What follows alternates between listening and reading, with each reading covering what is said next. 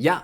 Ya is pronounced like ya in yat. In British English, it sounds like ya in yak. See how this kind of looks like a yacht with an anchor going down?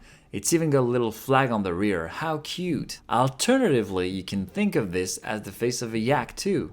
Ya. 3 strokes. 1, 2, and 3. You is pronounced like the English word you.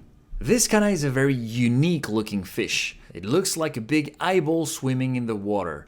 What is it looking at? You big goofball. Isn't it weird how fish always look like they're staring at you? You. 1, 2. It does look like a fish. Yo.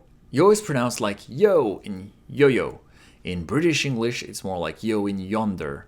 Yo. Yo. This kind of looks like the letters Y and O. And look, you can even play yo-yo with it. Look at it slide down and back up again. It's mesmerizing, yo. Yo. 2 strokes. 1, 2. Left to right. Top to bottom with a little loop. Only 3 kana in the Y column. Let's practice reading. Yakiniku. So we already know niku. Niku is meat. Yakiniku. Yaki is grilled. Yakiniku. Yakiniku. Yuki. Yuki means snow. Yuki. Yokai. Yokai. So here again, you makes it a long yo. Yokai. Yokai means yokai. Folktale creatures.